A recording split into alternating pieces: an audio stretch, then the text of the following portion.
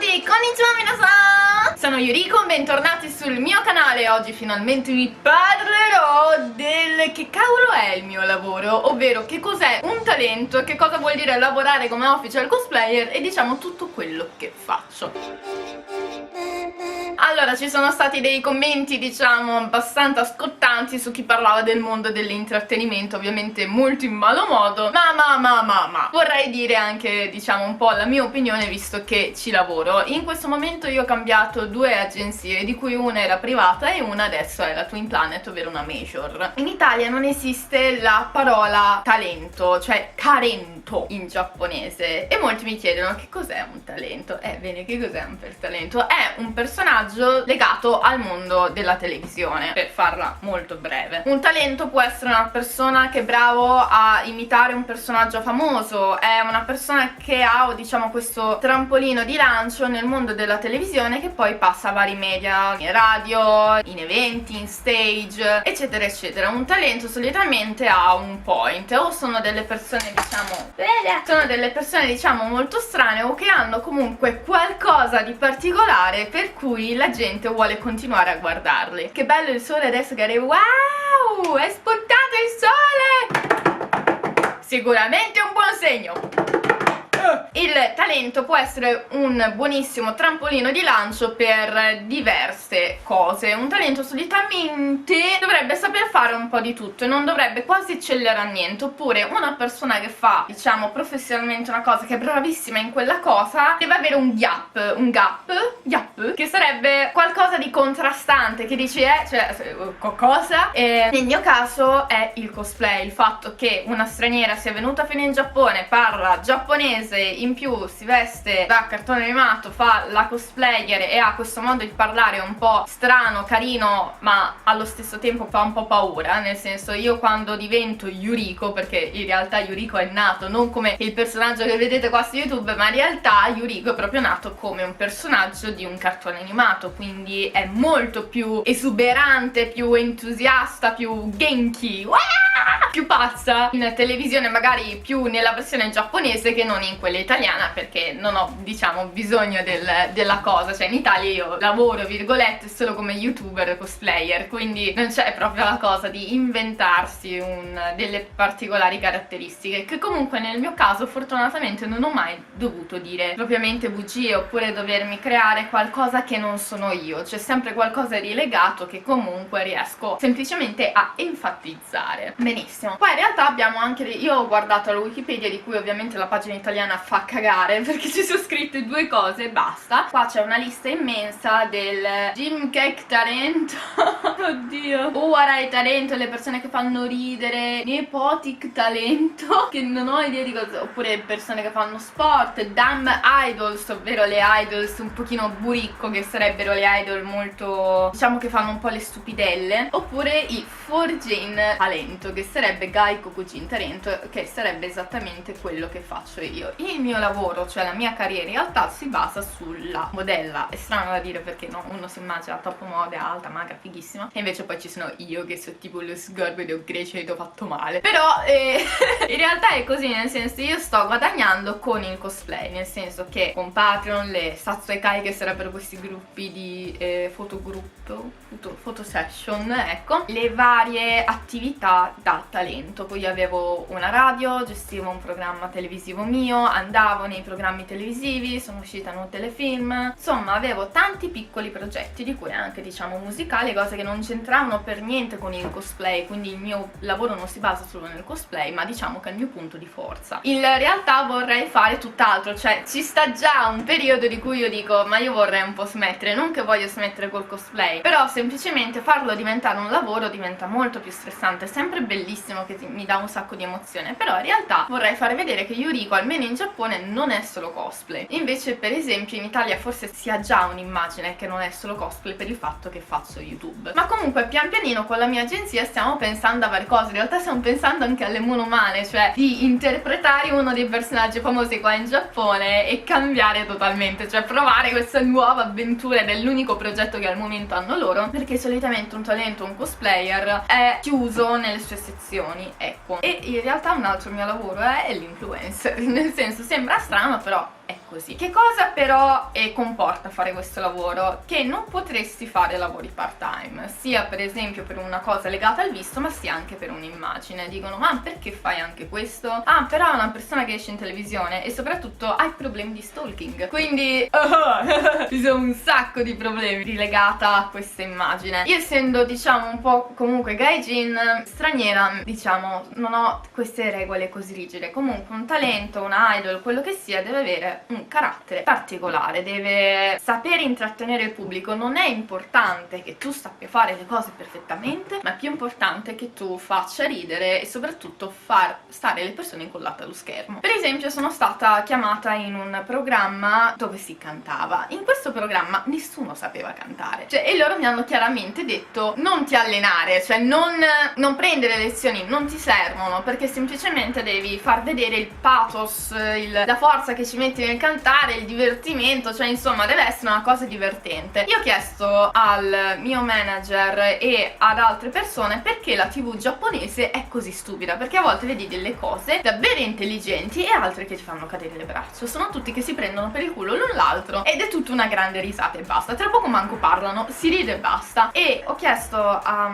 queste due persone, mi hanno risposto più o meno in un modo simile dicendo: noi abbiamo già tanto stress, vogliamo qualcosa che stacchi completamente la spina, qualcosa di stupido che noi non dobbiamo pensare al cosa, come, perché. Quando usciamo dal lavoro vogliamo solo farci una grande risata e per questo noi guardiamo la televisione. Io da una parte li capisco, perché comunque essendo qua nella società giapponese ho iniziato a capire i loro ritmi di lavoro, la loro vita normalmente, e posso anche capire perché il concetto di idol è così popolare qua. Comunque diciamo che non è tutto fatto a cazzo senza motivo, in realtà un senso ce l'ha, però nascosto dal parte del no sense della cosa Radmon, e quindi questo io penso di aver spiegato abbastanza che cos'è un talento. È solo una parte del mio lavoro, non è quello per cui io sono nata o per cui sono venuta qua. In realtà non avevo la cosa di diventare un talento, è una cosa che mi hanno diciamo un po' imposto con te la cavi bene a parlare, a improvvisare le cose, sei carina, parli in un modo interessante, fai anche abbastanza ridere, ma comunque ti viene voglia di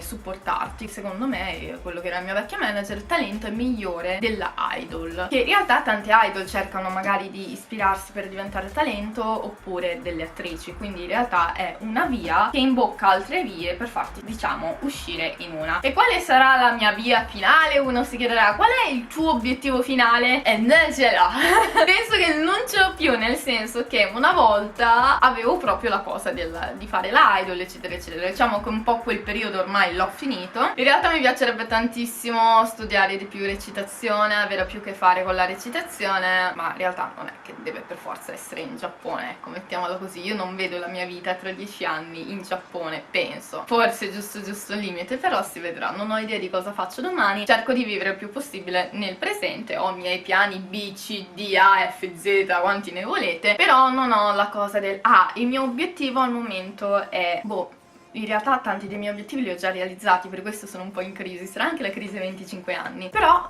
comunque ho già realizzato tante cose, quindi più o meno sto anche iniziando a capire che cosa mi piacerebbe fare in futuro. Comunque tramite le esperienze sono riuscita un pochino ad avere più interesse tipo in altre cose, e però ci sono tante cose che ancora vorrei sperimentare, quindi non mi fermo assolutamente. Io vorrei intanto girare di più il mondo, andare a più fiere estere per diciamo condividere la cultura pop giapponese e vedere anche com'è un'altra cultura che si affaccia con la cultura giapponese, cioè è una gran figata. Insomma, la cosa di girare il mondo in realtà non l'ho mai pensata finché non sono venuta qua. In realtà non avevo neanche così interesse forse per l'estero finché non sono venuta in Giappone. Ho visto quanti giapponesi in realtà ammiravano l'estero, l'America eccetera eccetera, quindi man mano mi sono presa anch'io un po' come loro. Musicalmente parlando mi piacerebbe comunque continuare un progetto, studiare canto, avere una band rock.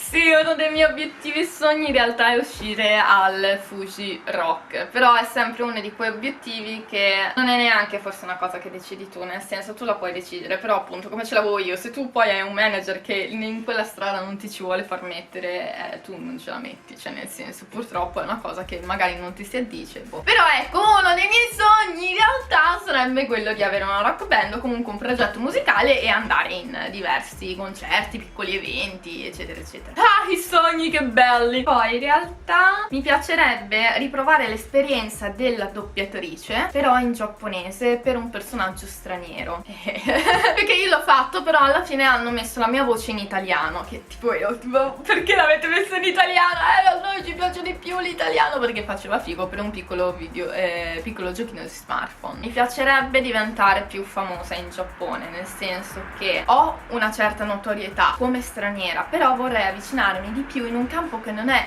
perché sei straniera, vorrei fare più lavori da giapponese, quindi più lavori di influencer, più lavori anche staccati dal cosplay, insomma aumentare la mia fanbase giapponese, perché ci tengo, cioè sono qua, quindi è quello il mio obiettivo principale, e poi aumentare man mano ovunque. Vorrei diventare anche più famosa su YouTube, nel senso vorrei, ultimamente mi sto impegnando di tenere questo cacchio di canale attivo, per quanto è solo in italiano e purtroppo rimarrà chiuso solo in italiano. Spero un giorno di avere un trampolino di lancio, perché è figo, cioè io lo uso tanto solo come passione, come cosa che mi piace fare, infatti lo lascio un po' andare, però ecco, è uno dei miei obiettivi. E poi uscire in altri telefilm, cavolo, è stato davvero entusiasmante, anche se tipo l'attesa mi stava uccidendo, il freddo e tutto quello che c'era in mezzo, però è stato molto carino, quindi spero di avere assolutamente una roba simile e di fare altri progetti che non riguardano solo Yuriko Tiger, cioè che possa diventare totalmente un'altra cosa. Comunque da quest'anno, perché alla fine se io penso volevo andare in una rivista cosplay, l'ho fatto. Voglio andare, voglio uscire in un telefilm, l'ho fatto. Voglio fare l'idol, l'ho fatto. Voglio avere la band, l'ho fatta. Voglio, e che cazzo, mi manca qualcosa. E quindi sono nella mia più piena crisi dei 25 anni, perché più o meno ho fatto tutto, quindi l'unica cosa che posso fare è continuare e sperare in altre esperienze. Ovviamente anche come talento vorrei vendere di più, però ci sono delle cose che purtroppo non sono tantissimo abituata nel mondo televisivo, e tu tipo di per forza crearmi delle cose così strane oppure che mi fanno schifo per attirare l'attenzione. Tanti lo fanno, però è tipo, se una cosa mi diverte ed è simil vera, ok, se è una cosa totalmente creata preferirei creare un personaggio differente. Yuriko è il classico personaggio Yuriko e Tiger, quindi una ragazza straniera che vuole, diciamo, diventare giapponese, o comunque si chiama Yuriko Tiger, quindi nessuno in realtà pensa che è totalmente straniera. Molti mi scambiano per Alf e così mi va benissimo. Che è carina, perché Yuriko ha un suono carino e gentile, ma è anche coraggiosa, pazza, molto strana. Yuriko Tiger, quindi una ragazza che parla con una voce molto da manga, cioè come una ragazza uscita da manga però è occidentale, e ha un gap del o fare cosplay o di avere a volte quel cambio di voce e cambio di personalità radicale. In realtà come un pochino a Junko, per questo forse mi sento perfettamente nei suoi panni. Questa in realtà è come è nata Yuriko Tiger, una piccola ragazza che aveva dei sogni, li ha realizzati e diventa una tigre. Beh, una roba, va bene. E poi abbiamo il nostro piccolo Puripuri Tiger, che fin quando finalmente riuscirò a trovare qualcuno che potrà illustrarlo di nuovo per benino, vorrei fare tutti i gadget, lanciarlo, cioè il mio patatino pucciosissimo, il mio patato. E lui per esempio ha tutta una sua storia che un giorno vi racconterò. Bene, questo è tutto per il video dei talenti. Se avete domande fatemele sotto questo video e niente, vi mando un super bacione. State molto attenti a quello che volete fare, ecco, insomma, non dite voglio diventare anch'io come Yuriko, voglio diventare un talento come Yuriko, perché secondo me è molto difficile, cioè è una cosa che è davvero tanto difficile, secondo me, nel senso, si adatti o non si adatti, ecco, ci sono delle cose che ci possono andare bene e altre cose che non ci possono andare bene. Per il resto spero che ho risposto abbastanza alle vostre domande, vi mando un bacio, ciao!